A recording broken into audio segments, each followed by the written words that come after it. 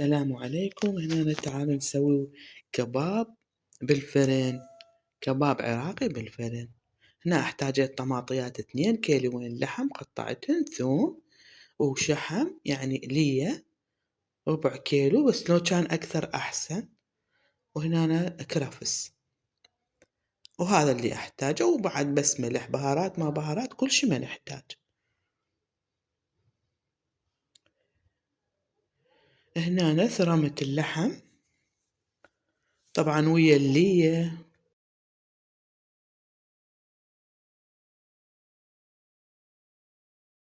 وهنا أنا قطعت الطماطة أيضا أحطها بالمثرامة ويا اللحم.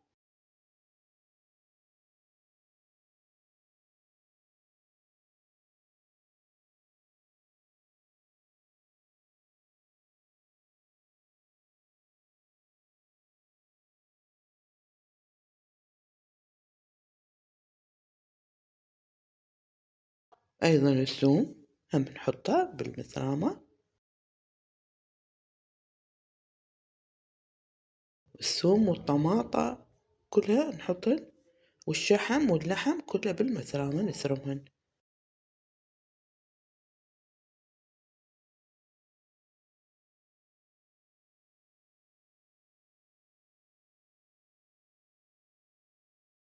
هنا أنا بالنهاية كان عندي خبز، شوية خبز، بس انتو لو كنتو تنقعونه أيضا يصير، وتشغلونه من المي أيضا يصير بدون ما تحطوه بالمثرامة. أنا هنا كنت أريد يعني أصفي اللحم من المثرامة، وحطيت الخبز. شقد ما تحطون شوية أكثر خبز أحسن، حتى ما يكش اللحم من تسوونه، يعني يصغر الحجم ويصير أحسن، يكون هش الكباب. أنا حطيت قليل، لو كنت حاطة أكثر يعني أحسن. هنا أنا الكرفس ما حبيت أحطه بالمثرامة ويا اللحم، لأن يضيع شو اسمه. أنا أحبه شوية يبين بالكباب الكرفس، فكنت ثرمته بإيدي. شوية قطع يكون أكبر أحسن من المثرامة، يبين يعني يكون أحلى.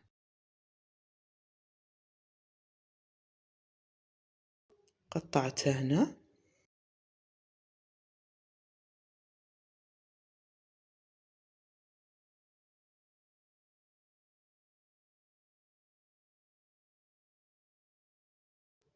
هذا الشكل.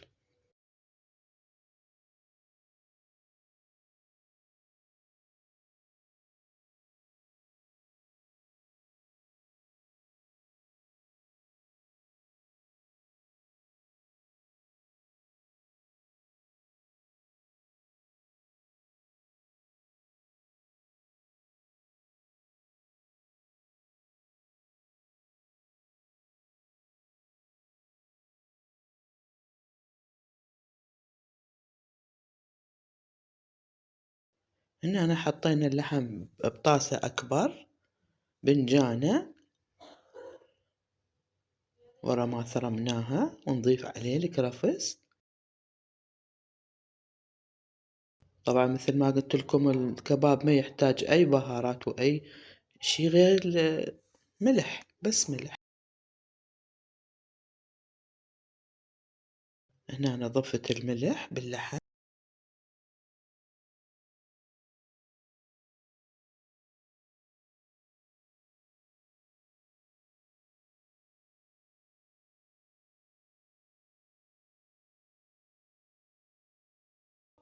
هنا أنا أجنت اللحم عجنة زينة، تكون حتى متماسكة حلوة. هذا الشكل، هذا الشكل، ونغطيه ونحطه بالثلاجة. هنا أنا ورا بالثلاجة نطلعه من حطيته بالثلاجة، ورا ساعة نطلع.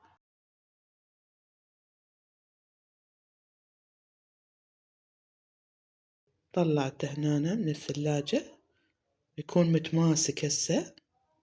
وفرشت بالصينية الأوفن أو الفرن ورق زبدة، واجي أفرشها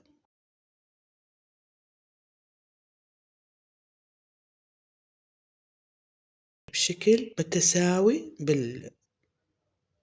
بالصينية.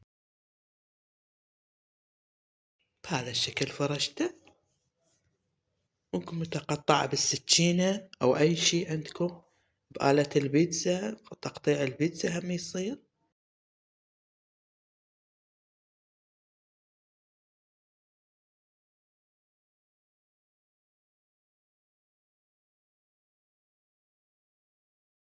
هذا الشكل نقطعها نفصلهن يعني على شكل الكباب، على حجم الكباب.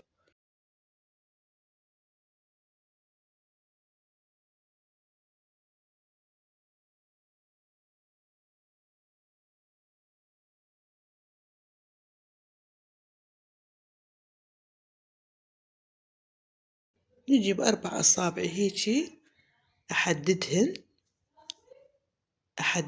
بأصابعي كشكل كباب، بس أحطهن هيجي أصابع تكون يتحدد على شكل.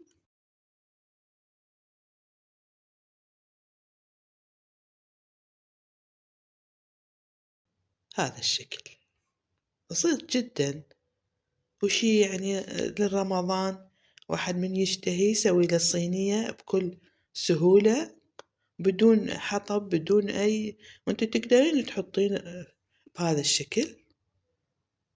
حطيناه. طبعا أنا صار عندي صينية تقريبا ونص، هذا اللحم كيلوين وشوية، صار عندي صينية ونص تقريبا.